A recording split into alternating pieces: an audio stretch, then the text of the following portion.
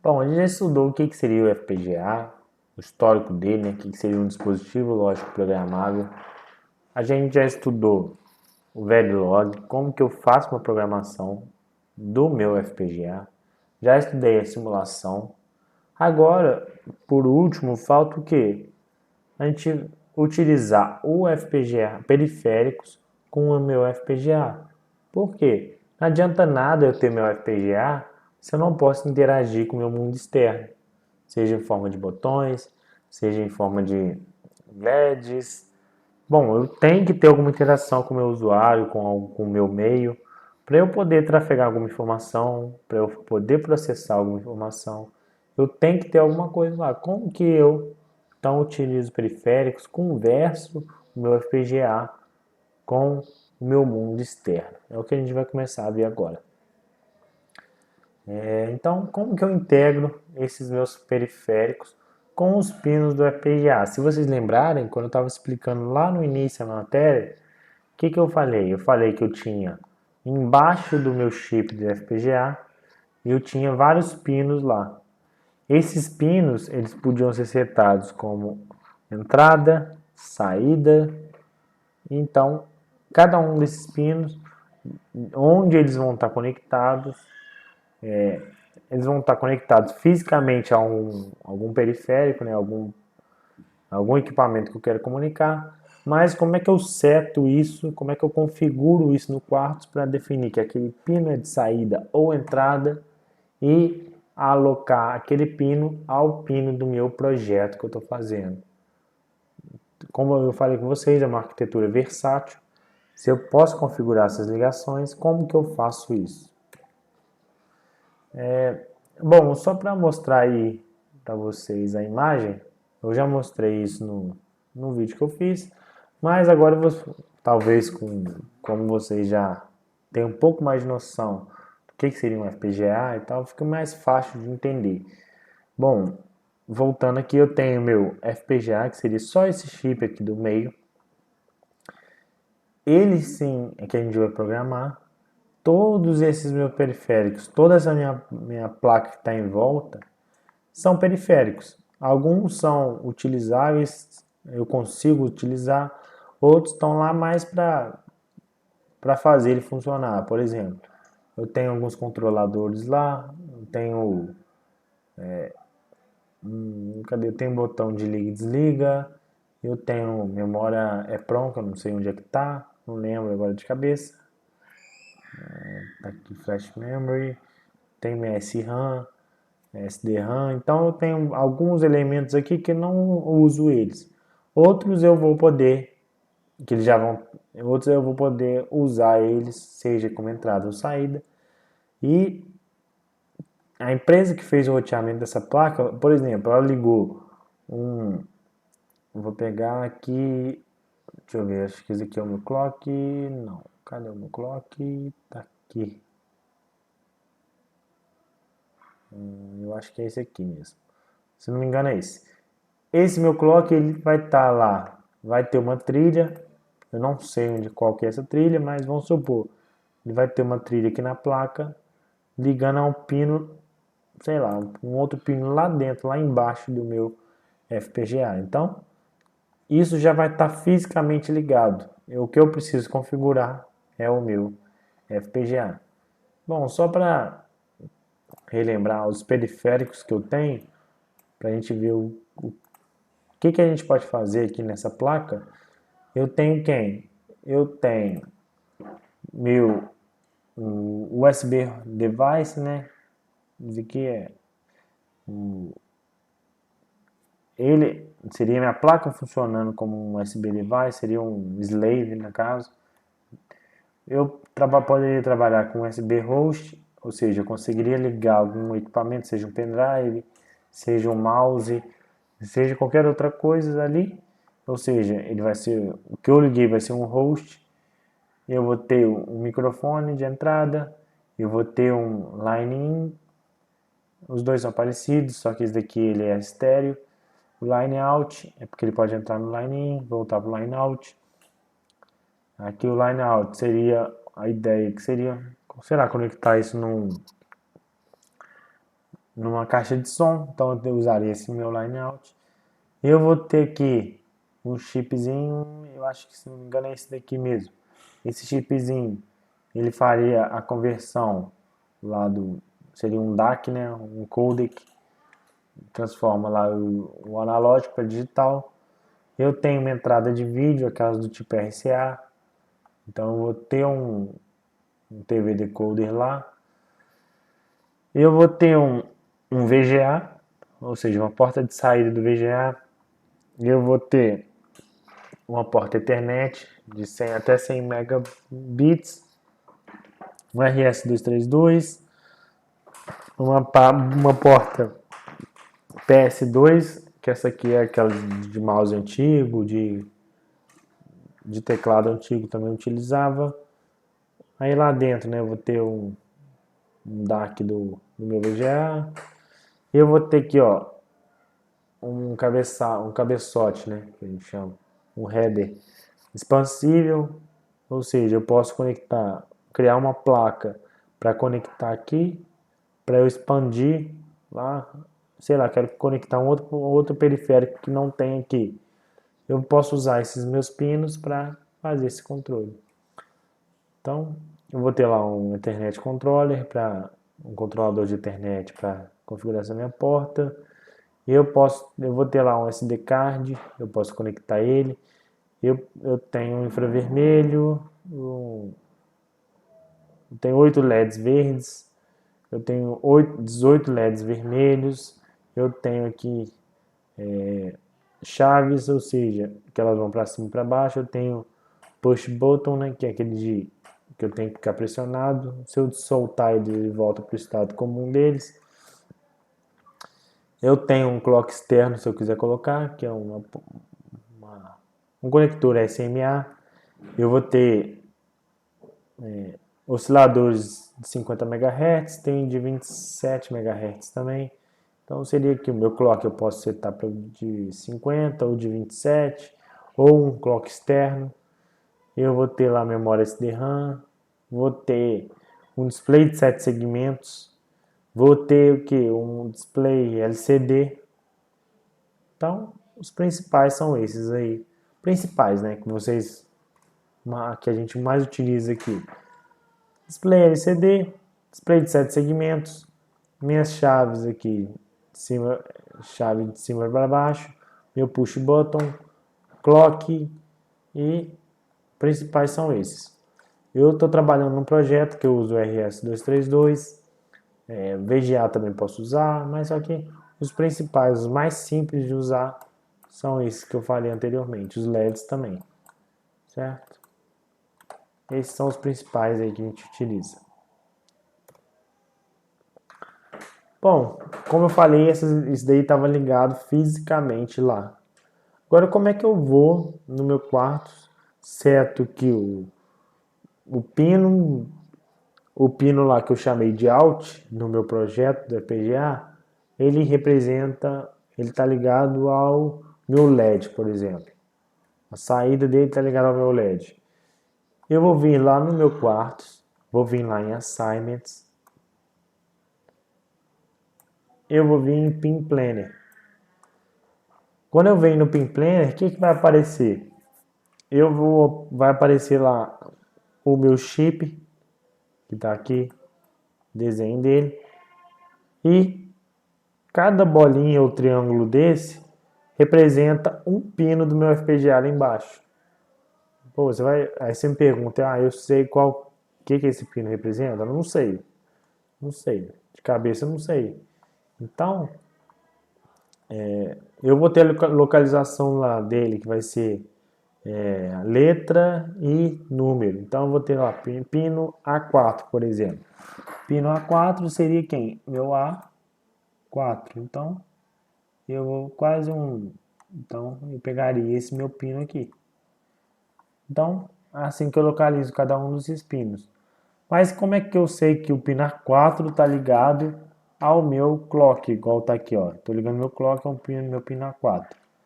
Como é que eu sei? Bom, eu vou ter um manual do usuário, mas daqui a pouco eu falo isso para a gente não confundir. Onde que eu faço Isso daqui, CLK, é o nome que eu dei para o meu clock no projeto, não foi? Se vocês observarem, já colocou a direção dele, que é input. Então, quando eu apertei no Pin Planner, depois que eu já criei meu projeto, fiz tudo,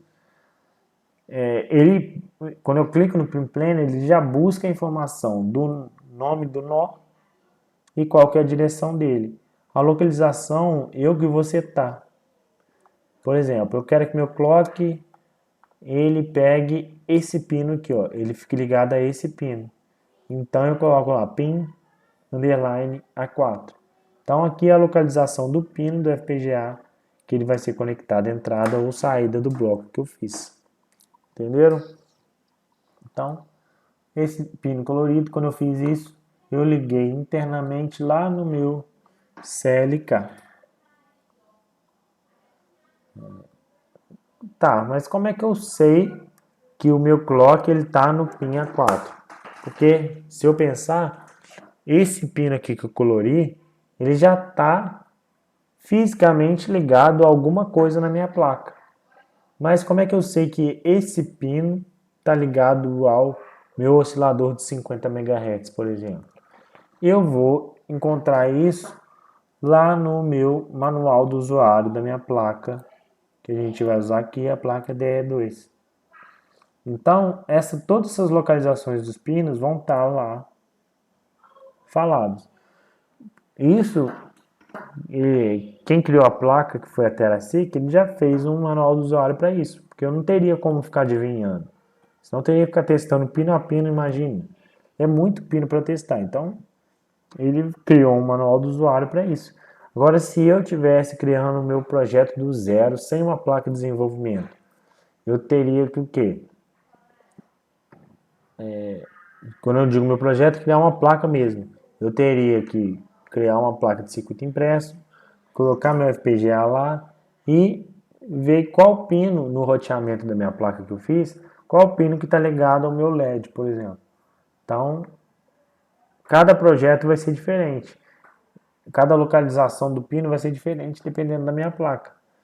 Então, se a gente está usando a placa DE2, ele vai ter lá as localizações lá determinadas de acordo com o meu manual.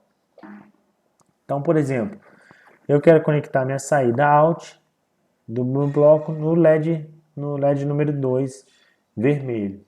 Então eu vou lá no meu manual do usuário, vou ver onde está meu LED R. Meu LED R quer dizer que ele é red, né? De vermelho. Meu LED vermelho, o número 2.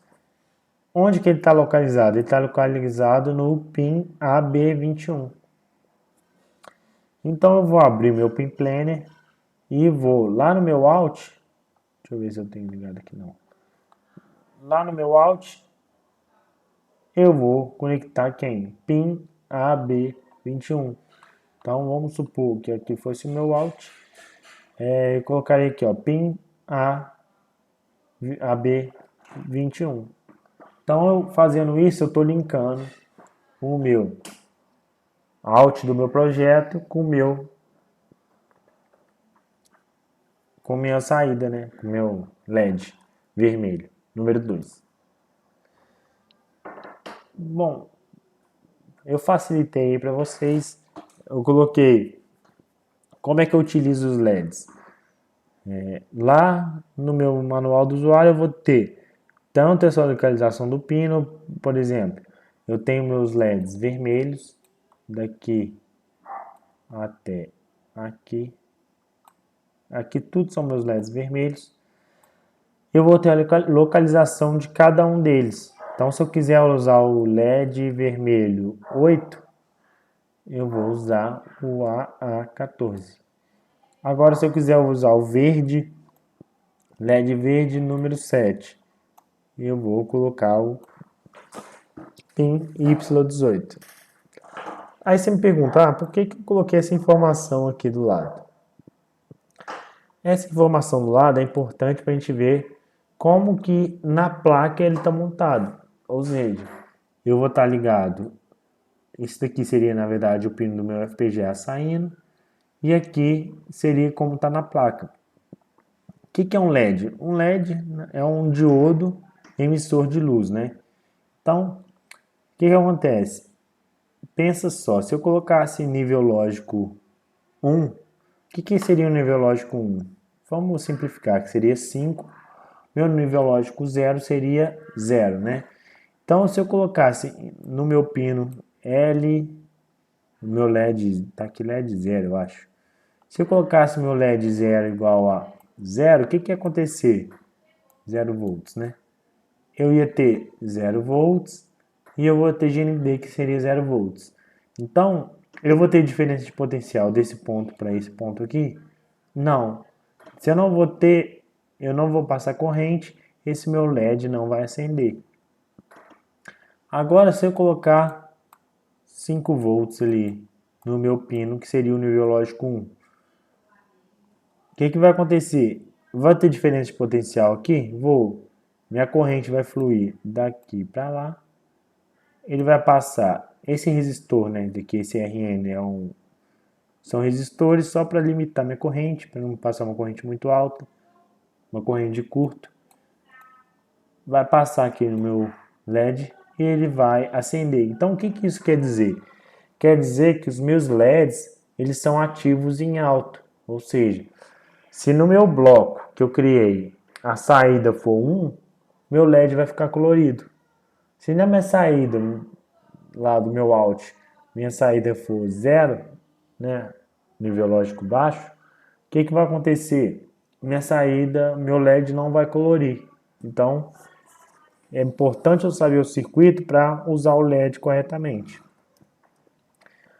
Meus switches e botões. Switches que eu falo é aquelas chavinhas de cima e para baixo, e meus botões são os push buttons. Vamos olhar nos push buttons. Aqui, ó, eu tenho a localização dos meus switches, né, as minhas chaves e localização dos meus botões. É tudo aqui.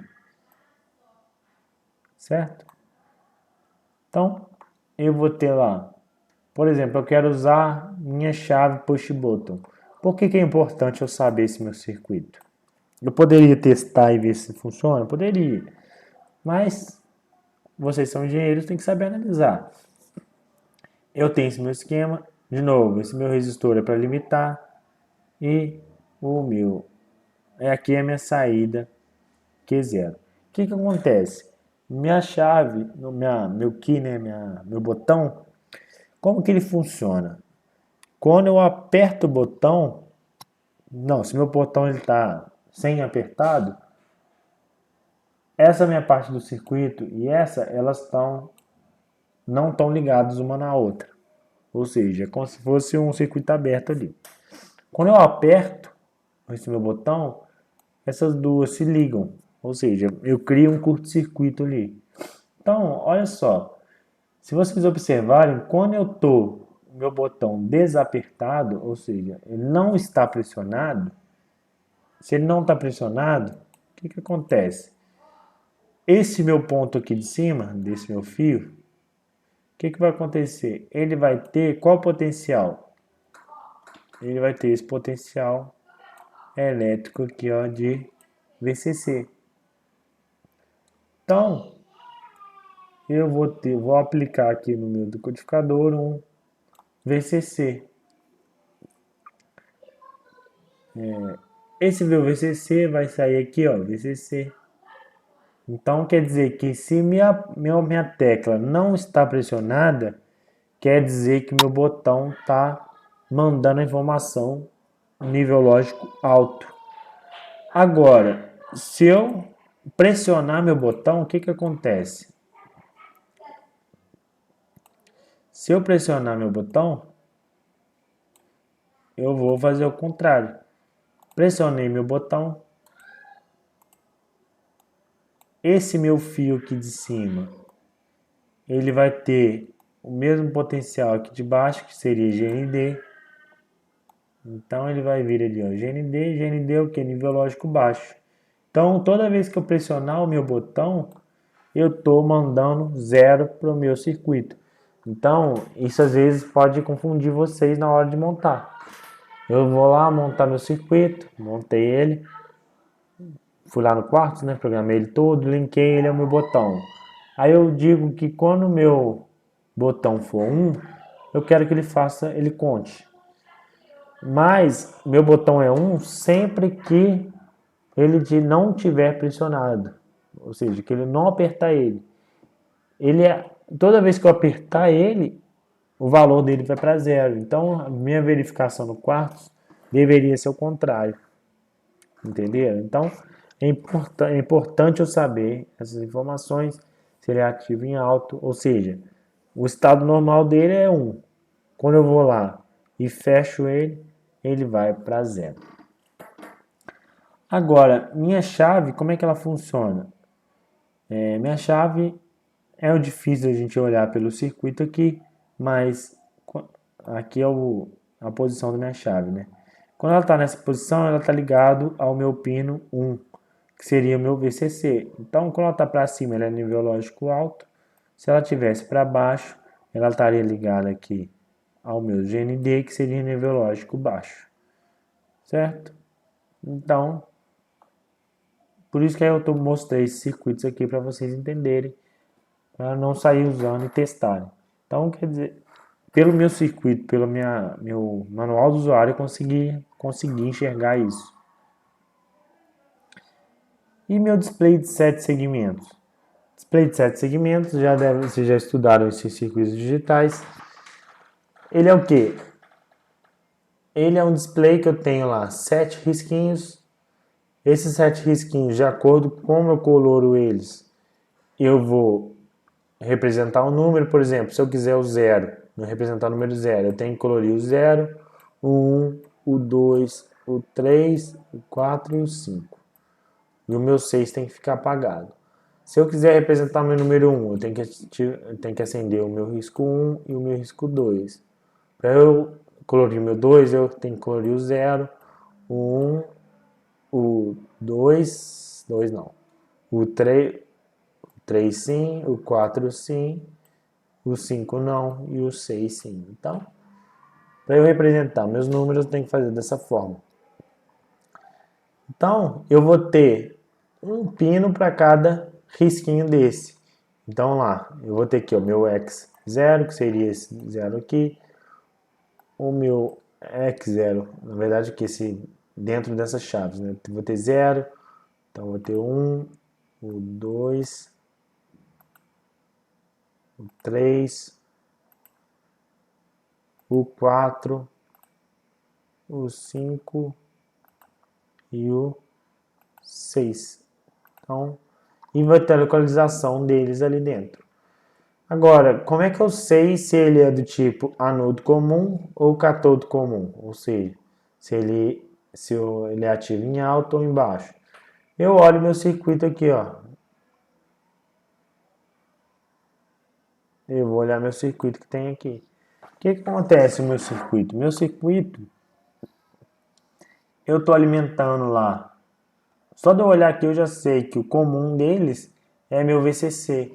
Então, o que quer dizer? Isso quer dizer que para eu, se eu não me engano, esse é o anodo comum.